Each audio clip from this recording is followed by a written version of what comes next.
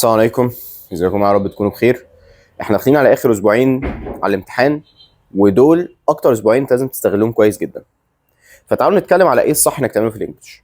في غلطه كبيره كل الناس تعملها، انه يخش يحل اكبر قدر من الامتحانات موجود، ويقول لك انا كده بعمل اللي عليا. غلط غلط غلط. بصوا يا جماعه، احنا ممكن نقسم الطلبه لنوعين.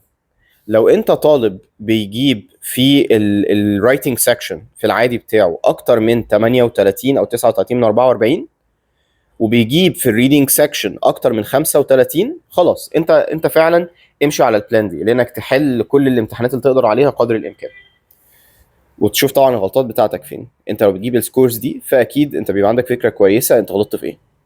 طيب لو انا بجيب سكورز اقل من كده، يعني بجيب اقل من 40 مثلا في الرايتنج، اقول مثلا من 38 ل 40 في الرايتنج، وبجيب اقل من 35 في الريدنج، وانا بحل امتحانات، المفروض اعمل ايه؟ بص يا جميل، انت هتشتغل بالطول وبالعرض. يعني ايه؟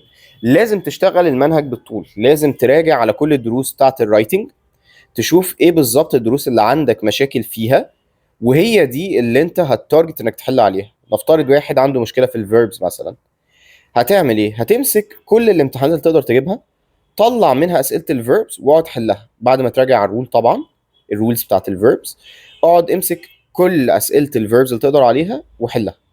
واحنا ان شاء الله خلال الاسبوعين الجايين دول بتوفيق ربنا عز وجل هننزل لكم كده كام مراجعه حلوه باذن الله عشان تلم لكم الدنيا ان شاء الله.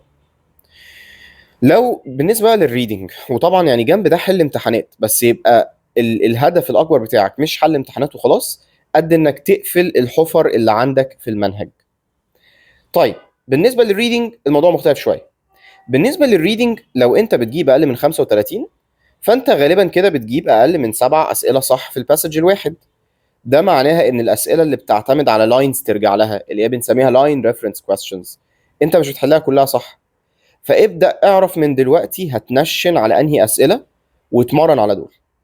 يعني الريدنج ممكن نتكلم عليه بتفصيل اكتر بعدين، بس انا لو مكانك وبيجيب اقل من 35، هنشن الاسبوعين دول اطلع اي اسئله بيقول لي ارجع للاينز، سواء سؤال والايفيدنس بتاعه، سواء اسئله اللاين ريفرنس العاديه، سواء اسئله الفوكاب حتى قدر الامكان، واحلهم، احل as much as possible في الفتره اللي اتبقت دي. حل كتير جدا، امسك امتحانات طلع منها الاسئله دي بس واقعد حلها بكميه كافيه. المفروض الموضوع ده هيبقى كفايه ان شاء الله.